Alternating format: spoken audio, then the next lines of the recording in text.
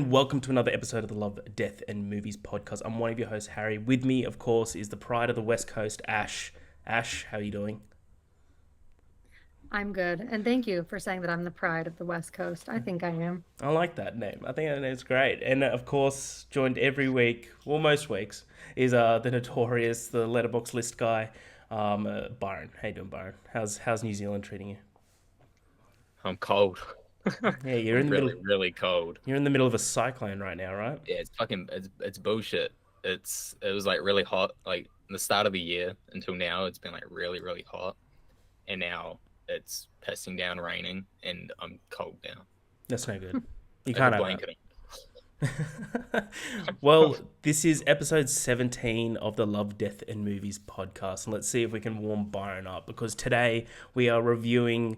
We're the start of the new month, a new month, new genre, which is month of February, of course. It's going to be romance because of Valentine's Day. It is the romance month. So we've got 4 different romance movies coming up.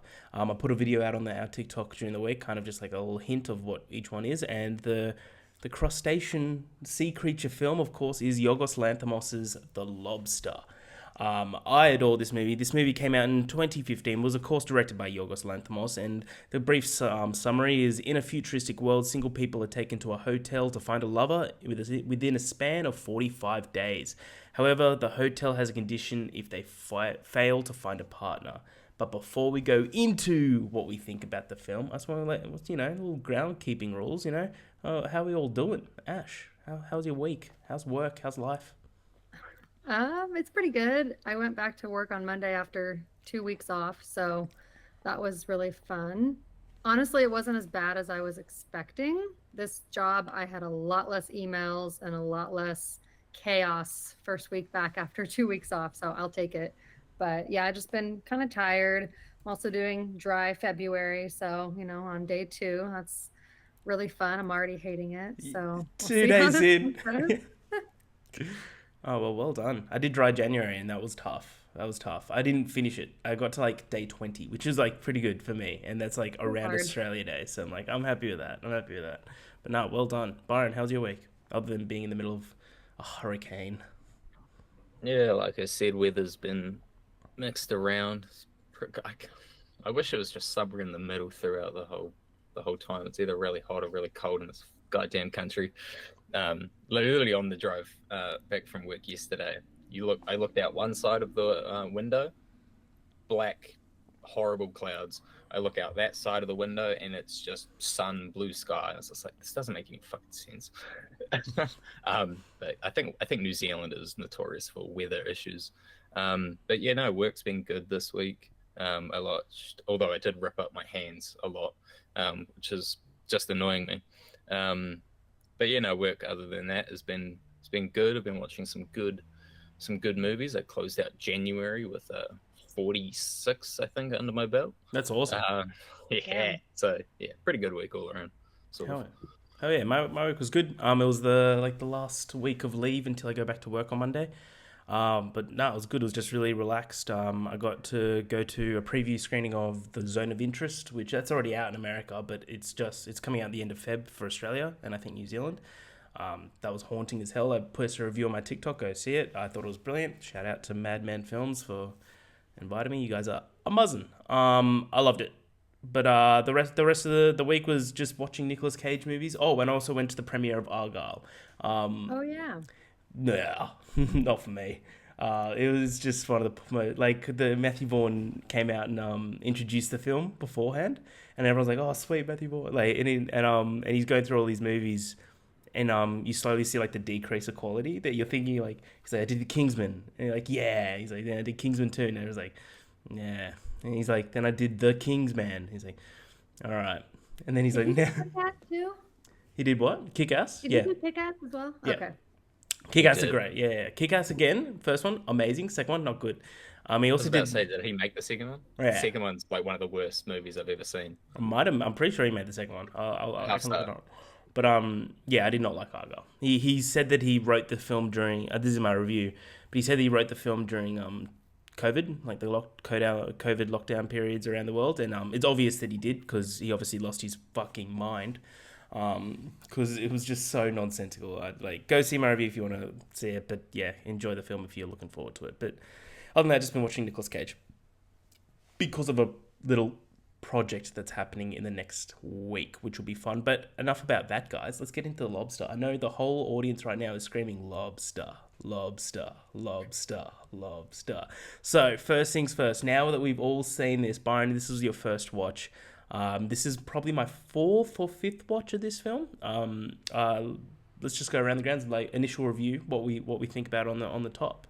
By Ash, hey, well, what did you think?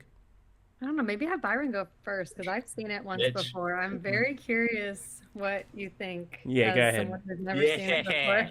Go ahead. Yeah. Go ahead, Byron. Oh, Ash. This was the first watch for me. I was very, very tired while watching this, but I woke up pretty like I got 5 minutes in and I felt good again. I have exactly 3 thoughts on this movie. The first is, wow, this movie looks fucking great. Mm-hmm. 2, Yorgos Lanthimos is one weird motherfucker. Yep. And then 3, dun dun dun dun dun dun, because that plays I swear to God, every 20 goddamn seconds of this movie. Score. Oh, the It's score's stuck great. in my head, and every sentence that ended, I was expecting that theme, and lo and behold, there it was. It kind of reminds me of this is a completely tangent, but it reminds me of the score out of All Quiet on the Western Front, where it's like nothing, and then every now and then it's like womp womp womp, like it's just every now and then it just like kind of like jolts you back to life in a way. But yeah, this was the first watch for me. I'll probably end up watching it down the line because I want to get there's a couple of actors I just want to like watch all of their movies, and Colin Farrell was one of them. Nice. So I probably will inevitably watch this movie again. But as of first watch, I really liked it. Nice. Ash. That makes me happy. I wasn't sure if you were going to be more middle of the road or if you liked it or felt like very 2 out of okay 5. about it. Yeah, it was my second time watching it. The first time I definitely paid attention, but I paid attention a lot better this time. So it was nice to kind of get the full story from start to finish while still kind of knowing some of the things that were going to happen. I really like this movie. I don't love it. I don't think it's like a favorite of all time. I will say this is a very hairy pick for a romance movie month. Compared to the other ones we're doing, this one's like, wait, this is a romance movie? Yeah. Which it is, but I would say it is the most unconventional, the darkest of dark comedy romance that you can have. But yeah, I like this movie. I think, like Byron said, it looks gorgeous. Every freaking shot is just so damn pretty. I've actually never seen another movie from him, so I'm sure they're all like Ooh. that. Oh, you got to watch Poor Things. Yeah, I know. I've been trying. You gotta It's watch, not playing near me. Sacred Deer, watch it. Killing of a Yeah, That's yours. the only one that I don't know if I'll like. I feel like I've seen like very like That's very- polarizing opinions. Yeah, if you think this is dark, you watch Killing of a Right. Sacred Deer. That's pretty It's fucked one of up. the most twisted horrors I think I've ever seen. I I've heard that. I'm putting money on that you're going to adore Poor Things, and Yeah. you will really love The Favorite as well. Yeah, I had actually added all of them to my watch list today just so I don't forget to Yeah. check them Yeah. out. But yeah, Yeah, they're I all like it a lot. I really wish Rachel Weisz was in it more just Mhm. because I'm a big fan of hers. But yeah, I think Colin Farrell's great here. I think it gets the point across really well. I just don't love everything. I think there's definitely some minor issues I have with it, but overall it's definitely unlike anything I've ever seen before. Yeah, you said it best. It's exactly like I'm on the verge of loving this film. I think it's a great movie. I don't think it's like one of my all-time favorites. Like I originally thought this was my favorite Yorgos film, but after seeing Poor Things, I think Poor Things trumps it. But exactly what you said, like it's unlike anything you ever see, and this is why Yorgos is probably my favorite director, is because anytime you go see a movie by him, you've got no idea what you're stepping into, and it's something completely different. And like this whole world that he's created with the Lobster, which is on essence the whole like kind of message is around connections and loneliness and stuff like that. But he creates this whole world that is centered around like a legality system to being a couple, which is insane. Like I found this site that has listed out all the rules in the world of the lobster, and there's only a few, but like there's more than a few, but like I was reading them out. I just think like this is so cool to see this world being built. Is rule number one: everyone must find a life partner by a particular age. Rule number two: couples have a normal life and live in the city, which is a representation of active society. Couples must have similar traits. The similarity could be something as baseless as a nosebleed. This is to emphasize how shallow relationships have become to fit into society. Number three: all the single folks are quarantined in a hotel and given 45 days to find themselves a partner. The newly found couples have to prove their love by lasting 2 weeks in a double room and then on a yacht, all alone by themselves for another 2 weeks. Rule number four: couples who happen to fight and argue a lot will be allocated a child, which is one of the best scenes. It's like, if you be allocated a child, that seems to work. Like my favorite line in the whole movie. It's so fucking accurate to how people decide to have children. It's so good. It's either a child or a dog. I do it in Ted.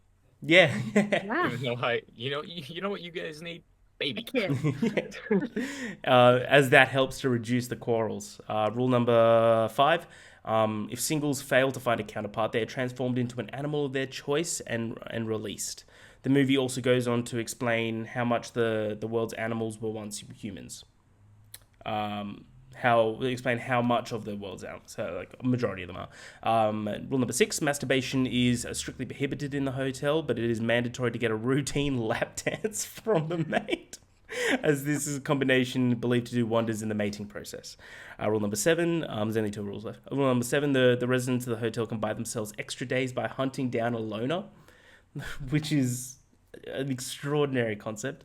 And rule number eight, I believe, loners are the residents. Loners are the resistance. They stand for being single and free, but are the extreme opposite. Loners believe that people should never fall in love or mate. Being single is the only way they think is correct. So, like, first things first, what do you guys think of this world? Like, because this world is so unique. It's such a simple premise, but he's created this whole world for this premise. Ash. Yeah. I have a question. Did you find those like explained somewhere, or is that all in the movie and I missed a couple of those? Because I definitely missed the fact.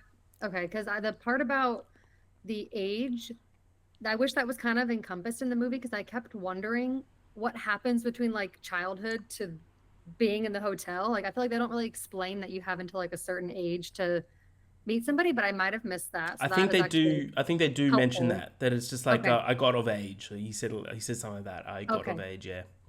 That definitely, I feel like, helps a little bit, just understanding the world a bit more. Oh, And gotcha. I love how they use the characteristics, because I feel like that really speaks to how a lot of relationships can be. Like, I feel like people are kind of not groomed, but taught to believe that if you have something in common with somebody, you must be a good match. Yeah. So I love that it's as simple as, we're both short-sighted, we both get nosebleeds, we both have great hair. Just these super like minute details about your person that mean nothing about how you're going to be in a relationship. And the fact that they're using that such like shallow behavior to match people, I think it's perfection. But yeah, I really like the way that they create the world. I really love once he gets to the hotel and just sort of exploring how things happen there. It gets really weird at times, and in a good way. I think the first hour of the film, the momentum is really solid as they start to build up that world. Nice. Byron? Yeah, when I said that Yorgos is just like really fucking weird, I also think he might just be one of the most creative minds. I'm only 2 movies into his filmography, and already I'm like, damn, like, dude has some kind of out there ideas. I said that in my review, my Letterboxd review, Notorious Movies, that it's one of the most unique concepts that I've ever seen, both from a character stance and a story stance. I think just this whole world is just incredibly unique, but it's perfect for A24. Yeah. Everything about this movie screams A24 Yes. originality. That was definitely something that stuck out to me early on, just as we get into everything. But yeah, definitely one of the most unique just movies ever. Not even strictly romances or comedies or anything. It's just a weird movie.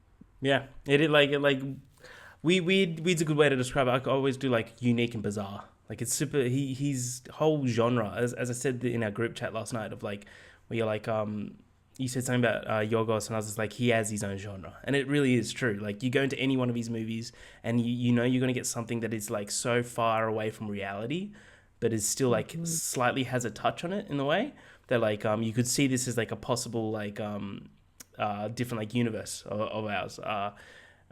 Which is awesome. And I just really love how this whole world has been built just for this little like centralized idea. I think it's really cool because he could have easily done this in the real world and this just been like a little cult or something like that.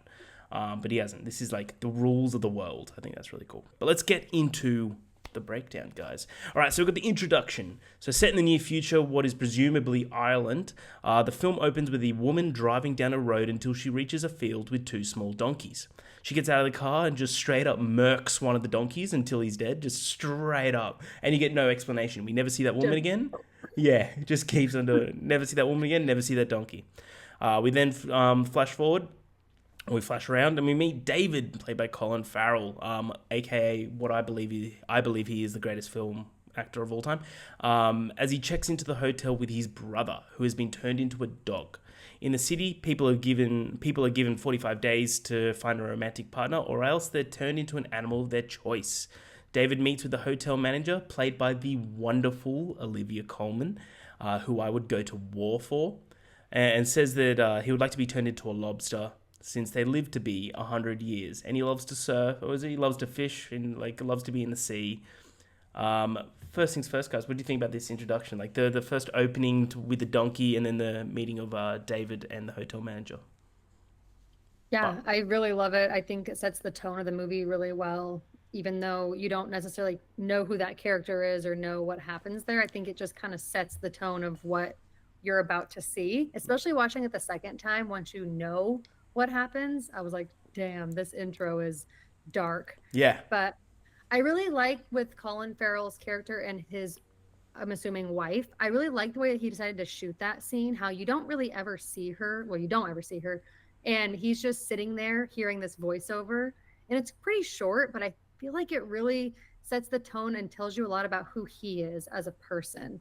Yeah. And then especially when he says something like, does he wear glasses, or is he short-sighted too, or something about the characteristic, he asks her that question. I feel like it kind of goes to show like the simple mindedness that exists for him, and I think you kind of get to see him expand on that throughout the movie, which is really cool to see, like his progression as a person.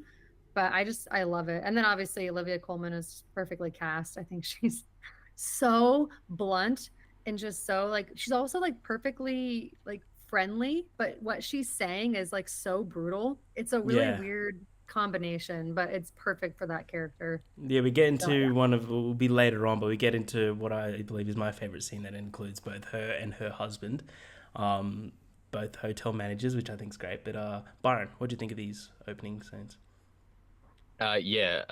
Just to echo what Ash said, it sets everything up really nicely. I like the first 15 odd seconds. It's because it's just quiet.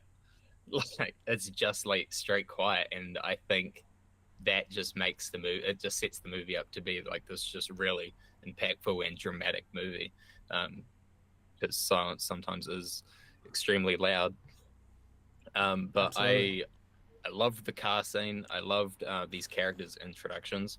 I didn't look into this cast like at all before I started. I knew Colin Farrell was in it because obviously he's the main marketed person. He's on all the posters. I did not know Olivia Colman was in this. John C. Reilly fucking came out of nowhere. Yeah. That's always a random one. Yeah. I knew that it was like a somewhat comedy. I was just like, why is this a comedy? And then John C. Reilly popped up. I was like, yeah, I see. But yeah, I really like the intro. Again, I think it's extremely unique. I like how it starts with it being quiet. I think it sets everything nicely. And I was quite the fan of the character introductions. Yeah. Who do you think the donkey was? Like, because I saw a lot of like theories online of who the donkey was. Of like, it's the husband of the woman who cheated on her years ago, but has since then been turned into a donkey, and then she just gone and got revenge. I think that's a cool Yeah, I feel idea. like it's got to be an ex-husband. He's a donkey. Donkeys are called asses. Like, I don't know. I just feel like a jackass. I don't know. I Yeah, think why it's a got to donkey? be an ex-husband. Yeah, I think that's probably it. One fun little fact about this is that the in terms of character names, some of the guys, some of the people characters in the film are given actual names like David and like I think it was like Jack or everything like that. But in terms of what they're credited for their like uniqueness. So you've got the Biscuit Woman, you've got the Lisp Man, because that's what's more important in this world is their like similarities of like what they've got wrong with them kind of thing, which I think is pretty hilarious. So we go on to the hotel life is what I've called this part. During breakfast, David observes three women. The heartless woman, who is said to have no emotions, who is a fantastic character. The biscuit woman, who always seems to have a small packet of biscuits, and the nosebleed woman. David becomes acquainted to two men: Robert, who speaks with a lisp and is known as the lisping man, and John, who walks with a limp and is known as the limp man. Later during an assembly, John is called up to speak. He says that his father left with his mother for another woman. He said his father left his mother for another woman, sorry, and so she was turned into a wolf and brought to live in a zoo. Uh, he would visit her enclosure until he climbed in to give her a hug. The other wolves attacked him, leaving him with a limp. But two What a wolves, dumbass. I'm yeah, sorry. but two wolves stayed still. He's like, no, I think one of them was my mother. I think that's great. But throughout the stay, the singles attend dances to meet one another. They're given extra time by going on hunts and finding loners in the woods to tranquilize. The heartless woman is known to be the best hunter due to her cold and unfeeling nature. On the bus ride to the hunt, David sits next to the biscuit woman who propositions him and then says she may just jump out the window of her room. Which is just like the massive red flag of foreshadowing. Masturbation is, of course, restricted to the hotel, so men can only receive stimulant from the maid every now and then. Every day. The hotel manager finds out that Robert has been masturbating repeatedly, and she forces his fingers into a toaster as punishment. Meanwhile, John pursues the nosebleed woman by faking a nosebleed problem by banging his face against something. They eventually fall in love and are moved into the bigger room, just the two of them. So, guys, what do you think about these scenes of the introduction of all these characters and kind of just like how these characters are like desperate to find love? He's just slamming his face into the side of the thing. What do you guys think? Yeah. Go ahead, These, Byron. these interactions are so fucking awkward. That's really it. Great way to put it. It's like the fucking dance scene, Colin Farrell just like walks slow and just stands there for like 3 seconds. And he's like, fuck. Yeah. I love all of these interactions with all these like different characters. I would say when he went to the zoo, that's the fucking I laughed so hard at that. It's like so out of pocket. It's just like I went into the foreclosure. I was just like, what? Yeah. You Yeah. idiot! What the fuck did you think was gonna happen? I was like, you deserve that limp.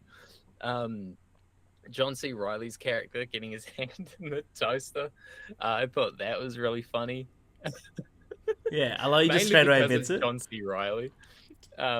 He just suited that. He suited that character perfectly, which I think all of these characters were casted properly.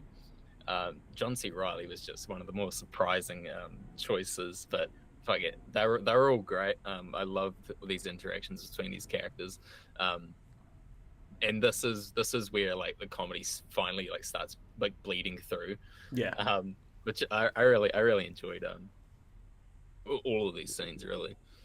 Yeah, do you like before I pass to you, Ash, just a thought on top of my head. I loved the layout of the room at the breakfast room. How it's so painfully obvious that you're single. That like everyone's facing the same way as if you're in a classroom. I think that's really just like hilariously over the top. Mhm. I think that's adorable. Agreed. What do you Yeah, think, I Ash? think I think awkward is a great way of putting a lot of the like dialogue and just the body language of a lot of these people, but I also feel like at times it's almost like cringeworthy over how desperate some of them are, like the nosebleed guy, which it's like you understand it though, because what's going to happen if they don't find someone? They're scared about, I'm sure, being turned into an animal. So at the same time, you can understand the desperation a little bit. But I think this whole setup of the hotel scenes and the character introductions, it really does speak to just so many societal things that go on with single versus, being in a relationship, that like desire to want to be in a relationship. It's got to be so much better than being single. It just, there's such deep messaging here, even though it's told in such a weird, quirky, dark comedy way. I think it has a lot of, it's grounded in the way that it speaks to deeper messaging, which I appreciate, because I don't like movies when they're just like weird or off just for the sake of being weird. Like I feel like I need there to be something behind it, and you can tell that there is here. So I like that. But yeah, getting to know all the characters was great. Some of the dialogue, like with him and the biscuit lady on the bus, Oh, so everything good. she said, I was like, excuse me, what did she just say? Yeah, What did she just offer? Like, but what is she just happening right keeps now? going. She just keeps going. And he's just Yeah, like he didn't staring at her stop. and just doesn't even respond. I love it. I love Yeah, so many great moments, just getting to know what happens. Obviously, like the first time, I'm sure for you, Byron, it was like shocking to find out they're gonna tranquilize people in the wood. Just all these things they do are so insane. Yeah. To think that you would do this because someone's single or wants to be single, it's absolute insanity. But it works really well in building up that story. I really like the scene with the three guys when they're at the targets. Yeah.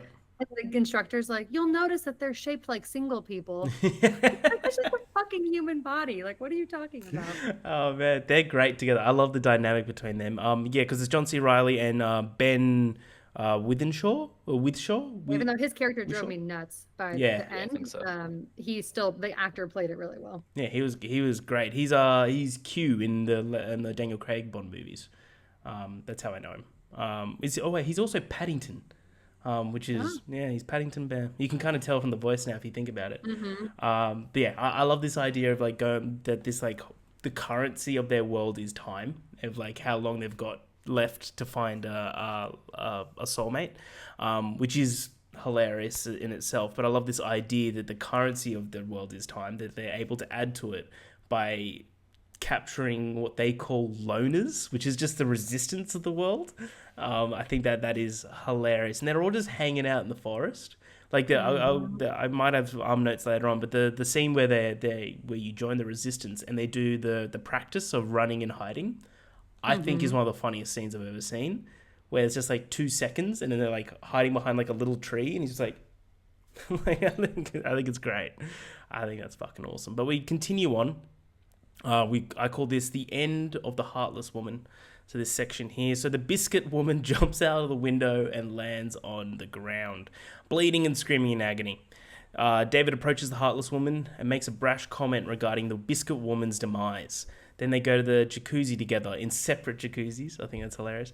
The heartless woman pretends to choke on an olive from a martini. When David doesn't try and help her, she decides, yeah, we're a good match, which is nuts. The He's two, psychotic. yeah, she's so crazy. The two are then moved into a bigger bedroom, though David must continue pretending to be as heartless as she is. They run into John and the nosebleed woman, along with their new little girl named Elizabeth, assigned to be their daughter. John tells Elizabeth to give David a kiss, but he responds by kicking her in the shin so that she could limp I like her laughed out dad. loud during that scene. That's one of the funny. He just straight up murks her. It's great. Then one morning, this is a nut scene. One morning, the heartless woman tells David that she's killed her brother by kicking him repeatedly. She has blood all over her shin. David pretends to be unmoved, but when he sees the dead dog in the bathroom, he obviously starts crying. And the heartless woman slaps him for lying. Because lying is worse. She goes to tell the hotel manager, but with the help of the maid, David tranquilizes the heartless woman and drags her into the transformation room to be turned into an unknown animal. What do you guys think about these scenes of like kind of just like this relationship between the heartless woman and David, the little kicking the child scene, but also what do you think she was turned into? Ash. Ooh, that's a good question. I think David is putting on a performance of his life during these moments where he's She's a just so nightmare. desperate to find someone. You can just tell that it's like killing him. You can see the look on his face that this is not how he wants to act, but he does a very good job up until the brother, which I understand. I could have done without the visual of the dog. Yeah, That we was knew it. really morbid, Yeah, like because really morbid. we saw the blood on her foot. I'm like, we know. We know. Yeah, Yeah. I feel like the camera was on the dog for way too long. That made me a little uncomfy. But other than that, I really enjoy all of this part. The first time I saw this movie, this whole scene, I was just like, what? What? Like, just like in shock of what was happening. Because you don't really know that it's going to go outside of the hotel, obviously, until you've seen it for the first time. So that was really cool. I love finding out that the maid's going to help him. And obviously, you figure out more about her whole story after. I don't know what she was turned into. Maybe she's the donkey. I don't know. Ooh, maybe. Maybe. I like to think that. Oh, wait, no, you haven't seen Poor Things. I'll wait till you see Poor No, Things. don't spoil Yeah, I anything won't say a from that. word. I won't say a word. There's an animal in Poor Things. I'm like, oh, it'd be funny if Got she's it. her. Yeah. Sorry, Byron, what do you World think of this? connecting. The hot tub scene, I think was one of the most humorous fucking Yeah. It's interactions simple. of the whole movie. She's It's- choking. It's just I was like, I don't know if this is real or not, but it's funny regardless because all I'm doing is looking at fucking David. And he's just sitting there like this, Yeah, just staring like daggers through it. And it's just like he just wasn't reacting. He just was just watching. It's just like man, if she's dying, I'm just kind of just watching it. yeah. But then, and then the daughter's scene was So one of good. the more out of pocket. Give the nice man a kiss, walks up, fuck off. Just Also, like, keeps- why are you giving a strange man a kiss when you're And like then, he, Yeah. and then 9 years yeah, old? that was weird in itself. And then when he's just like, "You should tank me," I just thought it was great. I have no idea what she turned into. I wasn't really thinking about it. I was kind of thinking the whole movie what I would want to be. More important question. Well, I'll be So I asking do you have that an question answer when soon. you asked Yeah, that. I will. I knew be. you would. That's Yeah. why I did my research. Good. But yeah, a couple of great scenes that were both dark and funny. Wait, I have to add one more thing. I wrote this down on my notes and I have to read it. I said, do it. that bitch that killed the dog, straight to electric chair. Ooh, yeah. Yeah. Yeah. Yeah. Fuck that woman. Straight off. Like, add that. she's known as the Heartless Woman for a reason, I guess.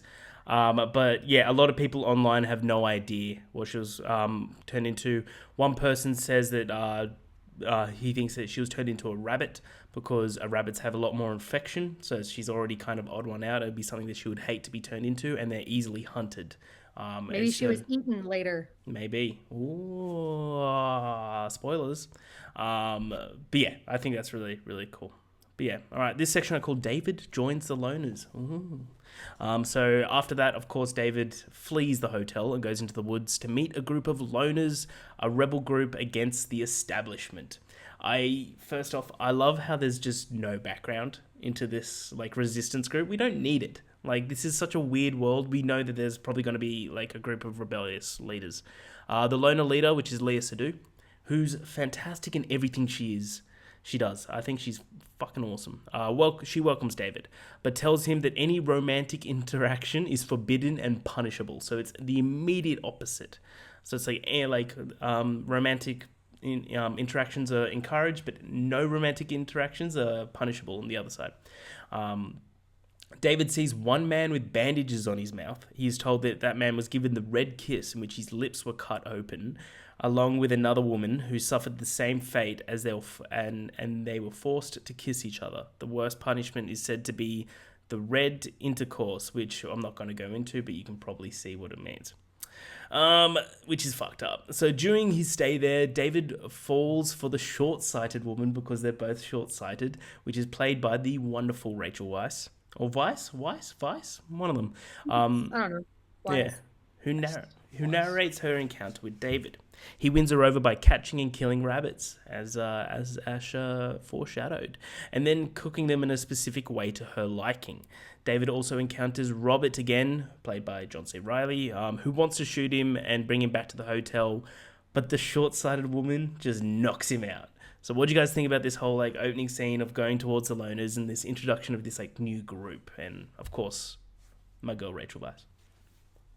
Yeah, I was very curious the first time. Oh, sorry. Go ahead, Byron. No, the first time I watched it, because she narrated it, I knew that was her voice because I recognized it. I was like, is she just gonna be the narrator? And that's it? That can't be it. She's on the movie cover. So I was very happy once she finally showed up. I do wish she was in it for a little bit longer, but I was happy with her character, obviously, and the impact that she did make.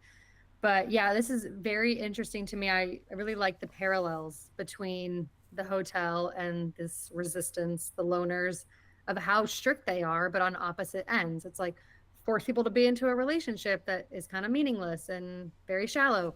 Force them to be single. They can't have any romantic connection. It's just this control that both of these women that lead both places have is very parallel to one another. So it's very interesting to watch two different like versions of the same thing happening on the different end of the spectrum. So I really like that. It could have been maybe intertwined a little bit better. I just don't love how it goes straight from hotel to straight to loner, and it's like two whole separate movies almost. I do wish that you could have had a little bit more mixed like scenes, maybe that would have helped with some of the pacing in the middle. But overall, I really do like learning more about that group, and I love obviously once they meet and kind of start their little relationship, because it is the only relationship in this movie that sort of happens naturally. Yeah. It's kind of like, I agree with you. Like, there could be like one more hunting scene when David was still at the hotel and he like has the choice to, like, if he finds a short-sighted woman, he has a choice to shoot her, like, lets her go because she says, like, you're a loner at the moment. Like, you're one of us. And that could have been the, like, nice little bridge. Mm-hmm. I get what you mean. Yeah. Byron, what do you think? Yeah, so I can't remember what the time was when I got to this point. It must have been like 20 to 12. But I remember just sitting there and then like it cut to this scene. I was just like, what the fuck is going on? you meet these characters and like there were a couple moments in this movie that was just thinking like, what the heck, what the fuck? It's just weird. Again, more awkward and funny, like awkwardly funny interactions. I don't even know if it was supposed to come off that way, but that's how I found it. John C. Reilly didn't deserve it. What the fuck? Hey, it means he didn't get punished though. It means he didn't want to shoot him, but like it means he also didn't get punished. It's a win-win. But yeah, I agree with Ash about the pacing throughout, like just the cut, the jump almost. And that is one of my there were a couple issues I had with the movie as a whole, and pacing was one of them. And I think it's that's most prominent during this bit. Yeah. I would have liked to see a little bit longer, like in the middle somewhere, just to tie it in nicely, because like Ash said, it does feel like two different movies and two different stories. But other than that slight issue, I thought all this was pretty good. Epic. Nice. Well, guys. My thoughts. I love this idea of this little community outside, but I totally agree that like there was a sudden jump, and it could have been bridged a lot better, and that would have helped with pacing. Absolutely. I do just love how entirely opposite this little community is. I love how we don't get much information outside that they're just in the woods. They're like, where do they live? You're like, in the woods. Like no explanation. We don't need that. It's a normal thing to do. Yeah, we don't need this like overdose of exposition. It's like it's a weird world. Just fucking go with it. It's the majority of like the excuses, which I think are great. I think the performances in this scene are fucking brilliant. Especially with Lea Seydoux. I think she's a fantastic cast in this film because she's so like she's always got this like weirdly untrustful look with her that you always like kind of. You're always on edge with her, and I think that she was really done there. But I agree with you. I think this is like, I agree with you, Ash. Sorry, that this is the first relationship that is done naturally, which is like the first actual real relationship. Because everything else is either done just to get out of there or done just for benefit, and that's kind of it. There's no like real like win-win scenario there, which I think is great. But we go on to what I call weekly trips and the hotel invasion. So the loners take weekly trips to the city, pretending to be couples. David is paired with a short-sighted woman, and they're able to go by as a real couple without trouble. It's also revealed that the maid is working for the loner leader and is gathering information from the hotel. One night, the loners break into the hotel while Dave boards the yacht that John and his new family are in. So David tries to break them up, but neither of them want to hear what he has to say, and he leaves the yacht, which I think is really weird of David to do, but it is what it is. In the hotel, however, the loner leader goes into a room with the hotel manager and her husband. She holds the manager at gunpoint and asks her husband if he loves her. He says yes, but when given the gun to shoot her, the husband pulls the trigger and the gun is empty.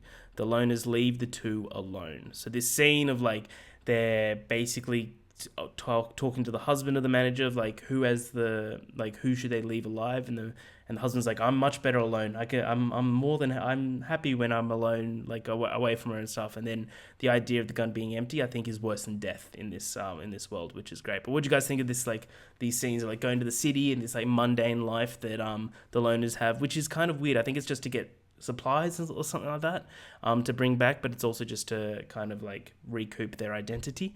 But then, of course, the invasion of the hotel. Yeah, I also believe that she goes to visit her parents every time they go to the city too. I don't know if that's just for the purpose of checking in on them or what that exact purpose is, but obviously they go there multiple times, which I think is interesting that the four of them just like sit there and talk to her parents. But yeah, I really enjoyed the scenes where they go to the city, they go to the mall, they get stopped and, you know, potentially have to show their certificates. The woman who's like on her knees, like she's about to get arrested, like she's committed some heinous crime because she's alone and her husband's away on business, just speaks to how insane that world is. And I think it is really solid, which makes why I don't love the invasion part as much. I feel like it is a bit out of place. Not so much when they go to the couple with the gun scene, but like the yacht scene. Yacht scene was out of place. Served absolutely zero purpose to the entire movie. He leaves his tranquilizer gun behind. He just like leaves. I don't really understand the purpose of that scene. That's probably the only scene in the entire movie I genuinely just didn't like or understand what purpose it served. I guess he maybe wanted to protect his friend, so that's why he asked if he could go to the yacht. But nothing happened. Nothing really happened there. So it felt very strange. Out of spite. That's how I saw it. One theory I had was that he was maybe trying to see if they were actually happy, or maybe like what he could have missed out on, possibly.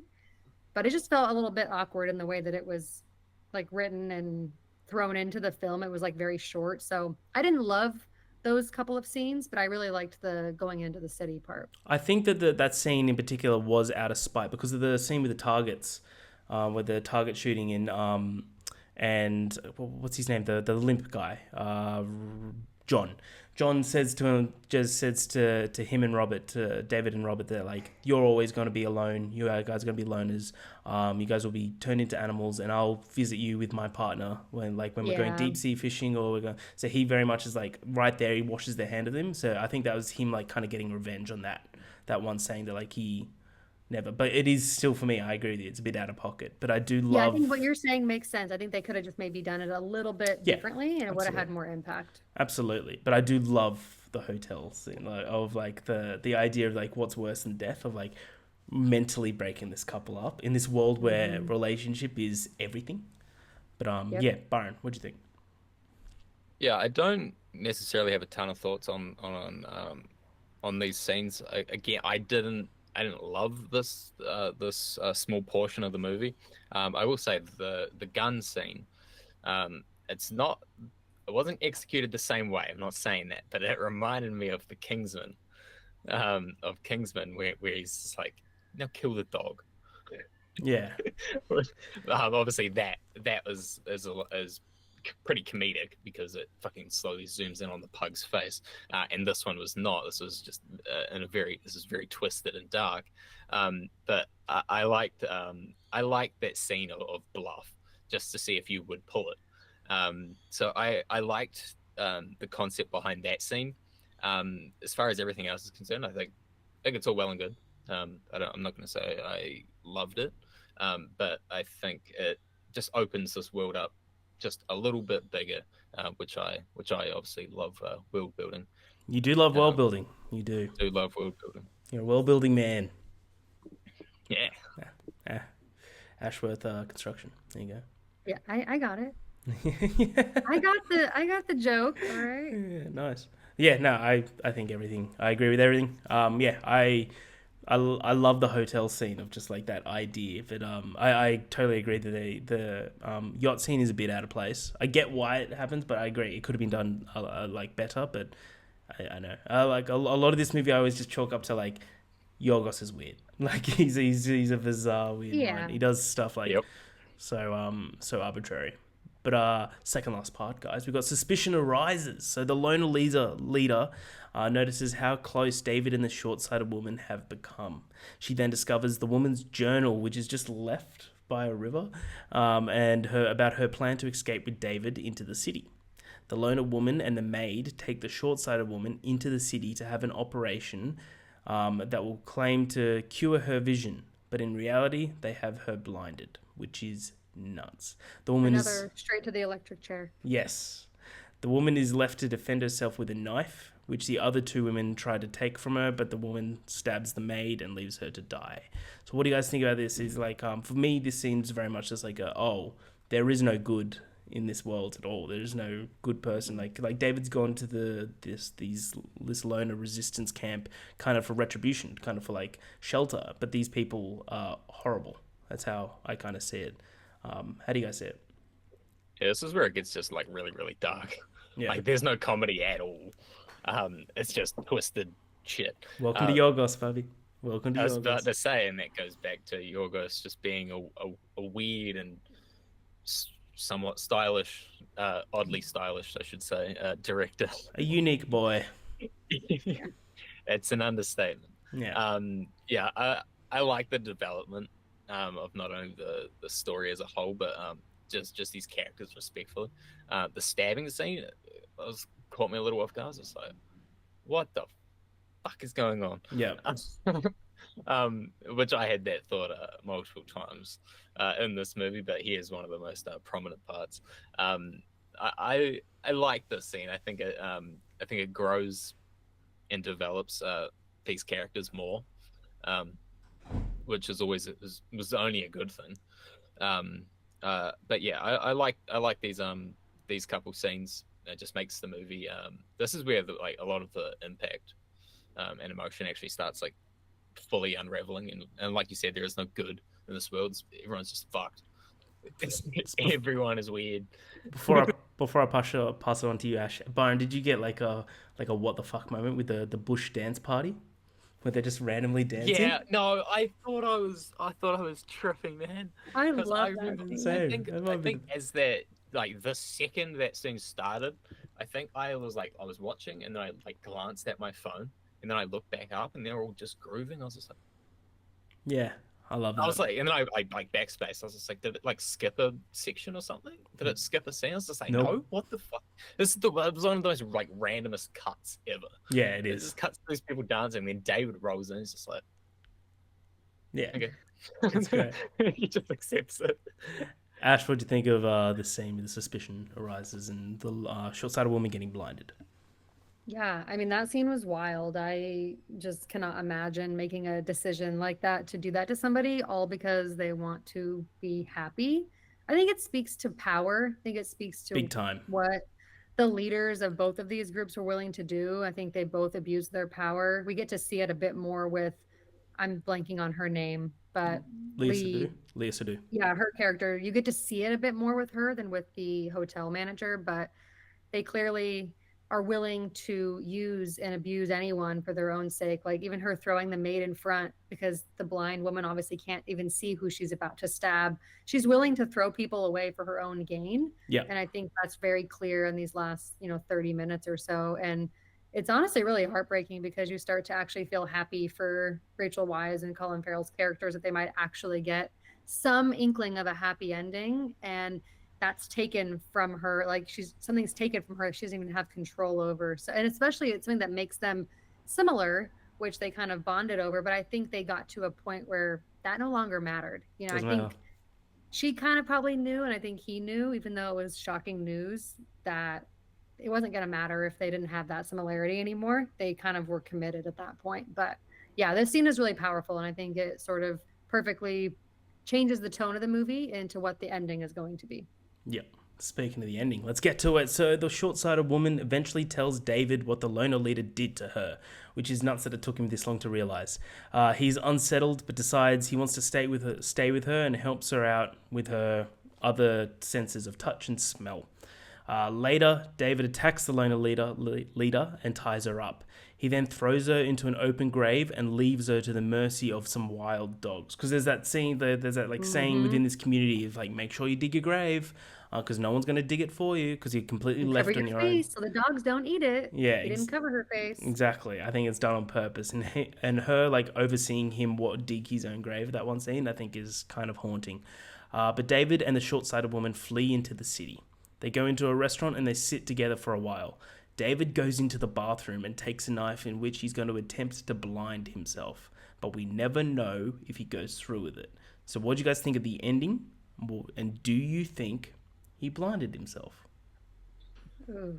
Yeah. First of all, how the fuck did he not know she was blind? Yeah, she didn't need to tell him. Dude, first of all, she's wearing like these massive ass sunglasses while under shelter. Like, there's no purpose. And then he gives her a fucking big ass flashlight, and she's like, "Oh yeah, I can eat it." It's just like, what? Yeah. It's like, dude, how are you not clicking onto this? What was the game that they played? The game that they played where he'd give us something and she'd have to guess what it is. It was like a guess thing. I can't remember what they called it. I'll try and look it up. I don't know. I'll try and look it up. But yeah, that was. I don't know if that was funny or not. It was just like, come on, dude. Yeah, I'm sure you can get it. But the restaurant scene, speak about the bathroom scene in the restaurant. I honestly don't know. Because it's such a weird character. You don't fully understand like what he's doing.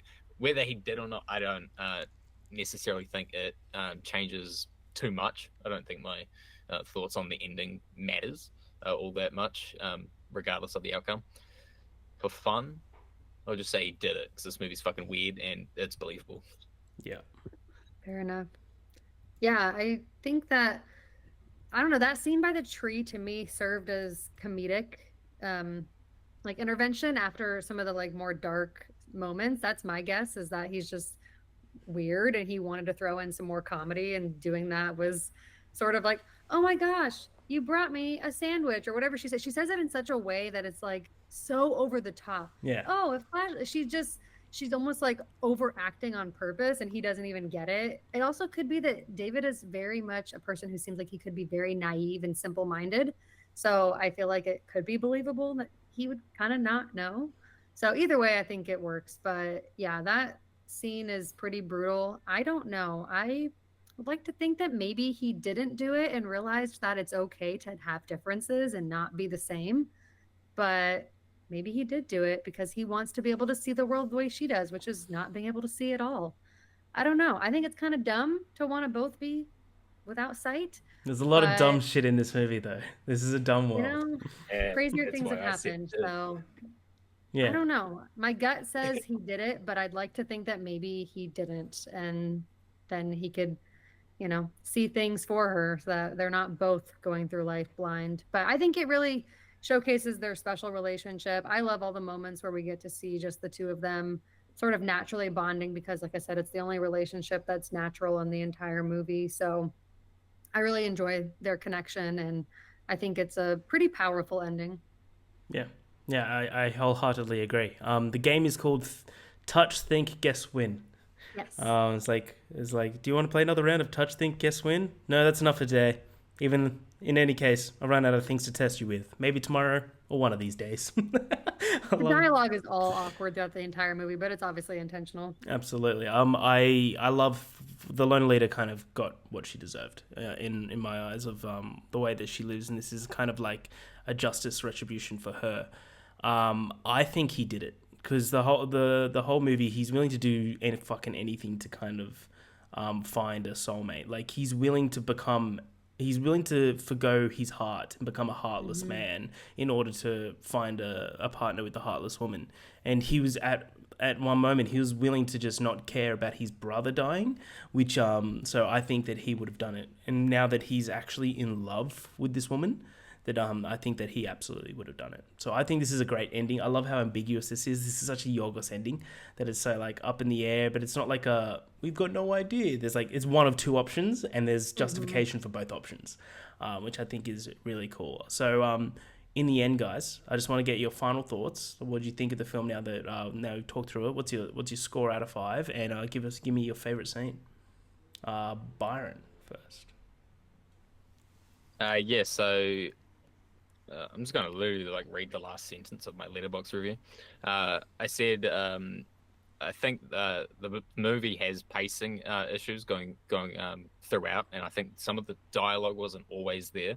However, The Lobster proved to be a complex and wildly unique sci-fi romance. I put it as sci-fi because to me, this is like it's like sci-fi meets fantasy meets drama meets romance. Sure. I think there's a case to be made for literally every genre of those four. Like About Time. But it's a movie that just it fits the A24 style perfectly, and although it may not be one of the best A24 movies, I think it's definitely one of the most unique, which is really saying something when you look at a list of A24 movies. Yeah. So yeah, I think as for another, just my second Yorgos film, I gave it a 3.5. I am planning on rewatching it sometime soon when I do my Colin Farrell deep dive rewatch. Nice. But my favorite scene, it might be John C. Reilly with the fucking toaster. They're just his reactions. Ow! So good. He's like, please stop! I won't do it again. Please stop. As there's like 3 people holding like his one hand in the toaster. Yeah. I just love how the toaster's just slammed onto the desk. Just. Where's it plugged in? Yeah, it's a good question. I didn't think of that. I thought it was just like when the scene started, it was just they put a toaster on the table. I was like, what the fuck? Yeah. It's like, why? I was just like, bro's gonna put his pancake in the toaster? What's going on? Because I'm pretty sure he's eating a pancake during that scene. I was just like, did he just request to like toast his pancake? But no, not at all. But yeah, a very, very good movie. 3.5. Hell yeah. The Notorious. Nice. Ash, what do you think?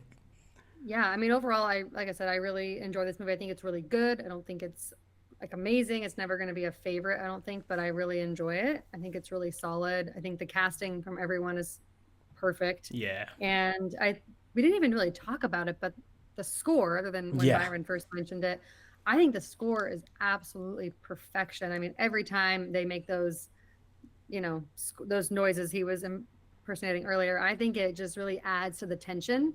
And I think it maybe gets overused at times, but honestly, it doesn't bother me. And the movie just looks so beautiful. I wanted to be in every single place they were at.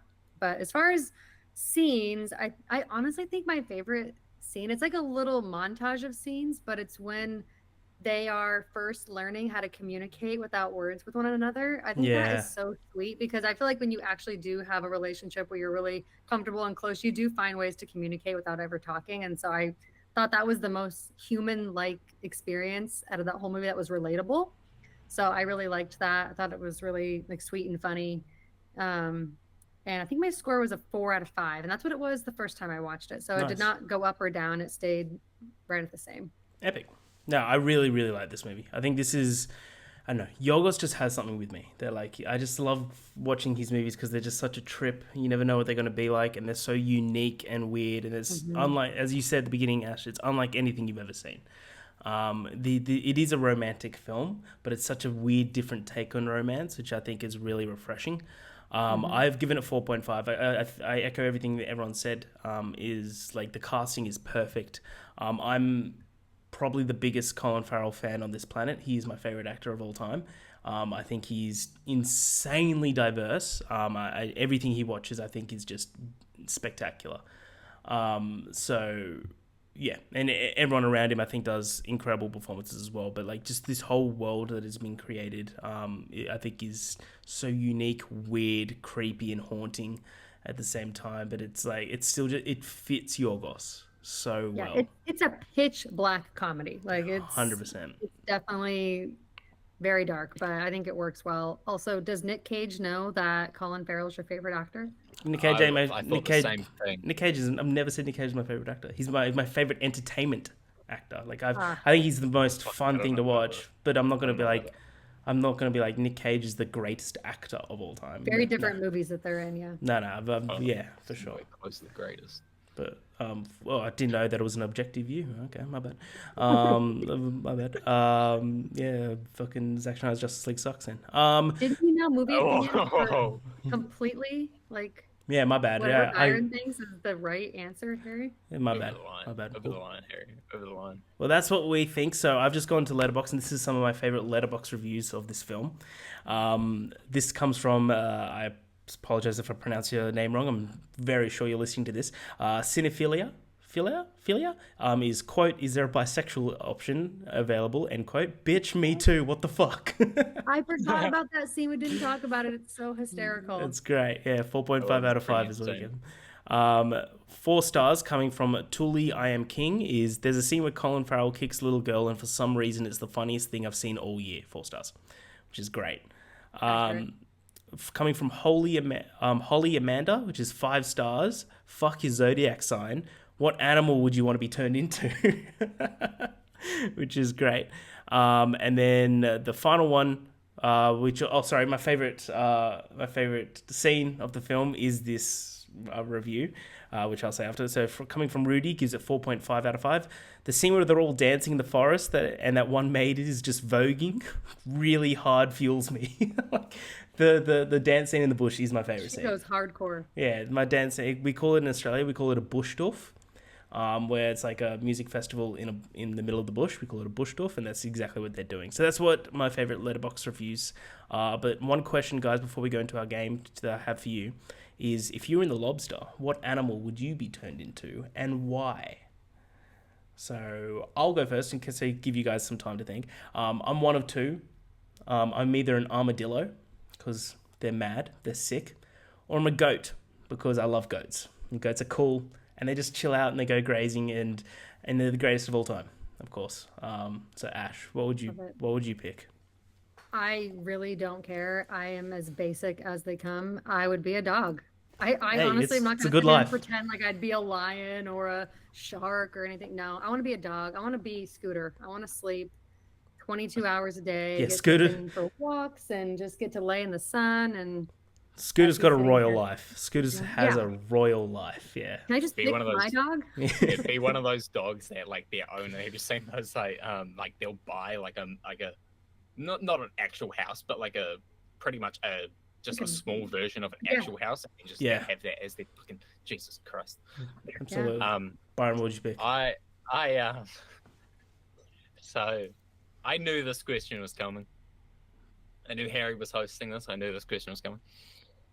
I kind of just Googled notorious animal. Here we go. And the first one to come up was a grizzly bear. So I will go with that. I will trust the first image of Google. I will go with a grizzly bear. I thought you were going to go polar bear. They're the best bear. Grizzly bear versus polar bear. Polar bear destroys. Yeah, but not notorious though. Okay, you know, I take my comment back. I did like it took a couple of attempts because I was just like, what is the most notorious animal? I was just like, just say something, just come on. Like, surely there's like an animal out there that people just call notorious, and nothing was coming up. So I was just like, fuck it, notorious animal. Bear. Doesn't Conor McGregor have like a tiger or something on his chest? He has a tiger, and then he has a gorilla on his chest, and then he's got a tiger like on his like belly button, like stomach. You know way too much about this guy. Dude, it's two of the most out there celebrity tattoos of all time. It is. What do you mean? So every time I see him, he's fighting with his fucking shirt off. Yeah, you keep looking at him with his shirt off. It's fine. So I've gone around Movietokers and asked other creators what their animal would be and why. So please, everything that I'm about to say, please know I didn't write a word of this. Okay, this isn't coming from Harry, Ash, or Byron's mouth. This is from other people. So Kev, aka Movie Review Man, friend of the show, absolute legend. He's told me he's 1000% a shark. Great. Like, well done. Jaws his favorite movie. Yeah, I would have thought he would have been a Dolphin because he goes for the Miami Dolphins, but it is what it is. Alex Coleman said, I'd probably choose an otter because they seem very chill and fun. If I could choose a fictional animal, I'd go a dragon, of course. I'd be unstoppable. In brackets, I'd be like toothless. Like, so, Love it. yeah, love that. We got Jay Rowell. We love Jay. We love Jay over here. We love Jay. Jay goes, a Komodo dragon would be cool. Or I could take an opposite route and just be a sloth. So that I could be lazy and just watch films all day. That's what I do anyway. That's adorable. Love it. Tyler Whitmore. He goes, "Oh, this is the most logical answer anyone gave me. There's some out there. Of course it is. There are some out there answers that I'm gonna tell you, but this one's pretty damn logical." He goes, I would choose a bald eagle because if I had to be an animal due to the fact I failed to mate, I would probably want to be something that doesn't really get bothered and can fly and can just do whatever the hell I want. That is a great logical answer. Love it. Marta McFly, of course. Justice for Marta, Freya. She would be a fox. They are sly, resourceful, and sneaky, and have slick coats. Good. That's pretty good. I love that. I love foxes. Cam Walsh. Here we go. This stupid shit. This isn't the most out. There's one that's insanely outlandish that I'll get to. Cam Walsh goes, I would probably think I would be a dog because I love dogs so much and I could be just a good little guy. If not, I'd possibly be a penguin because they're cool also. Penguins are fucking cool. They are cool. Dora, aka Dora Dane Film. Shout out Dora, friend of the show. Ideally, I want to be something cool like a great white shark, but realistically, I'm more of a goat kind of person. Purely down to the fact that I love to hike and I graze all day long. But I've heard goats are also romantic animals, so I'll take that. Love that. Josiah Cooper. Oh, God. Oh, my God. All right. This is a bit of a long one. Oh, for fuck's sake. If I could be any animal, I would be a grey-crowned crane. Lots of people don't know this, but they're the bravest animal to ever exist. You may be asking why.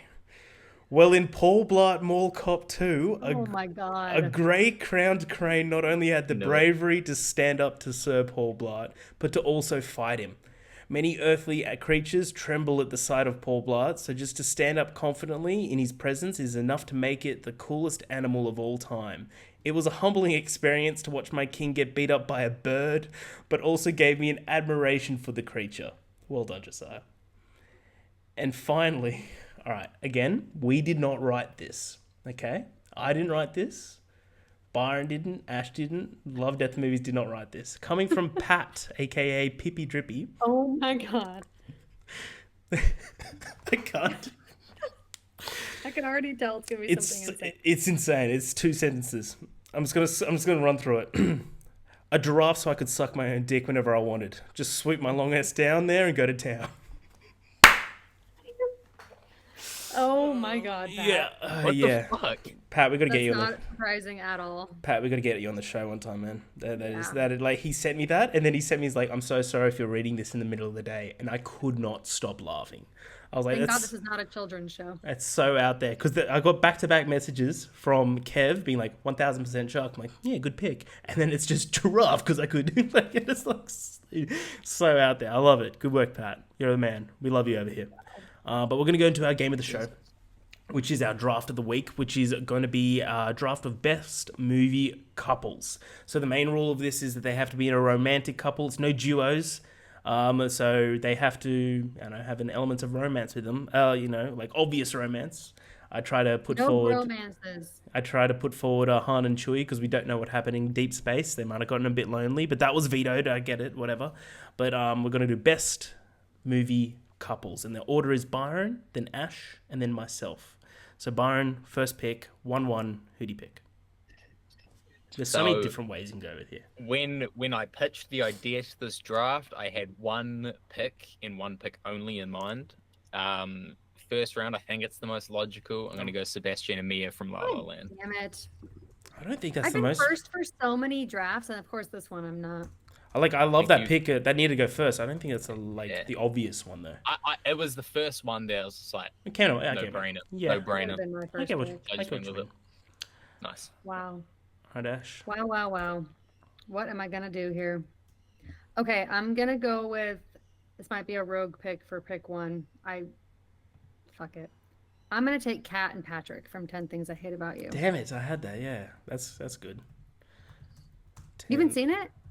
I haven't. No. Really? Because I haven't seen it. No. What do you mean, course? It's like one of the most popular rom-coms of all time. He's Oh. a youngin'. It came out in the 90s. Really? Wow. Did it? That's Heath Ledger. Wow. Yeah. I thought it That's a came good out, pick. like, I thought it came out in the early 2000s. I'm gonna go It was with 99. my first pick, which I think I thought would be the obvious first pick of like the best romance on screen, which is Jesse and Celine out of the Before trilogy. But They're again, so chaotic in the final movie. I don't know. That they're was my so number real two. though. That was my number They're so real. They're so real. I know. I was thinking about that one too, but I don't know. And then I'm gonna go with, or can that make it back to me? Yeah, it can. Probably not. It just has to make it past Ash. I'm gonna go Neo and Trinity. That's what I was gonna take next. You can't. No. I see. You shouldn't have said that, Byron, because I was gonna go with another one that you wouldn't have picked. No, my plan. No. Oh, I your didn't think you were plans. gonna say that. Yeah, your plan sucks. I was like, I'll just say, no, I won't get back to you. Just I hope you wouldn't pick that one. I thought you were going to be talking about something else that I had no idea what you were on about. But God damn it. Ash. Yeah, my next pick is not one of my favorites because I don't love this movie as much as everyone else does, but I do think it's one of the most iconic. So I will go with Jack and Rose. From Yeah, Titanic. that's a good one. That's a good one. They need to go early. Well, that's my top 4 gone.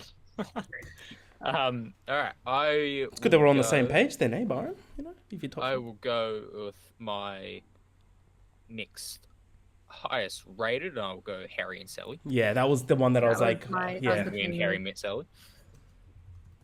I was You gonna see, I'm make not that- I going was based gonna on make that the number. movie rating at all. I'm just fully No. going on the couple. When I say rating, I'm like how I listed them. Oh, I see what you're saying. Yeah.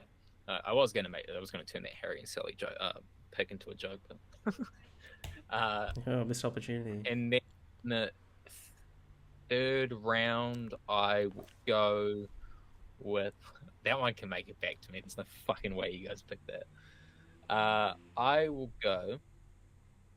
Maybe one of the most famous ones. I will go Romeo and Juliet. Yeah, that's good. Out of Baz Luhrmann's? Toxic relationship. What'd you say, Harry? Out of Baz Luhrmann's Romeo and Juliet? Like I honestly do not like that movie. I neither tried to do I. rewatch it recently. It's I not good. think that movie's terrible. It's not good. Sorry. Ash or you? Your third round pick. Okay. Oh God, I feel like I'm already gonna get so rogue so early on. Do it. I always do. No, I'm gonna wait. Okay, no. Okay, I love this movie and I love this relationship. I feel like this is super random, but I'm gonna take it. Fuck it. Okay, I'm gonna take Wesley and Princess Buttercup Yeah. from Princess Bride. I love that movie. Yeah, haven't seen it. Carrie Whoa. Elway. Man, that's a great pick. I love that.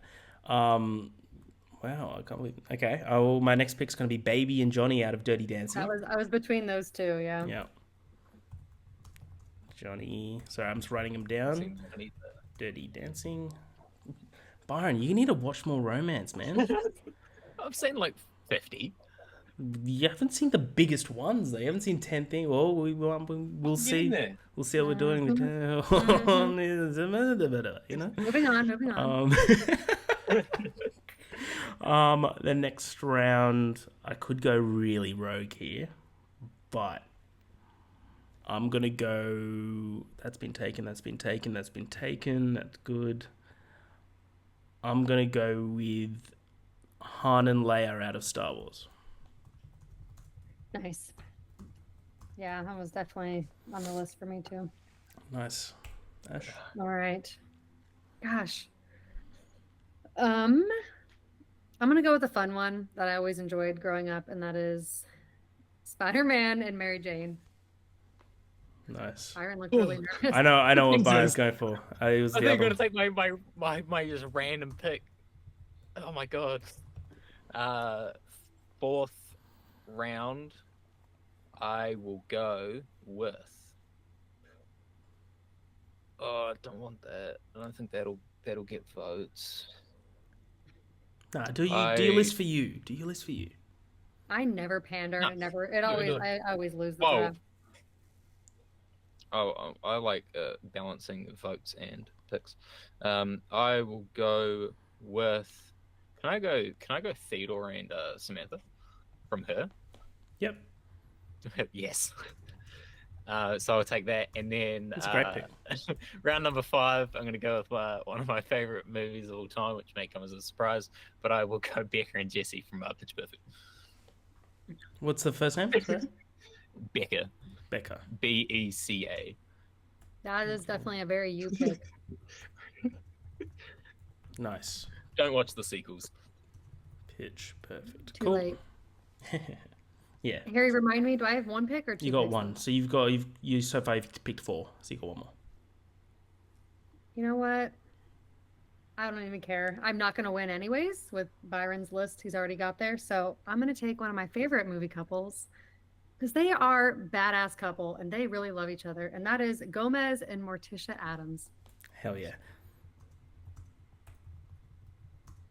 Have you seen the Addams Family movies? There's one that I thought would go, but I'm not sure. Maybe But I've got like 4. They're like obvious that should go right now. Is one, no one's got any picks left. Is one of them a horror movie? No. Particularly a slasher? That I may or may not have done for Halloween?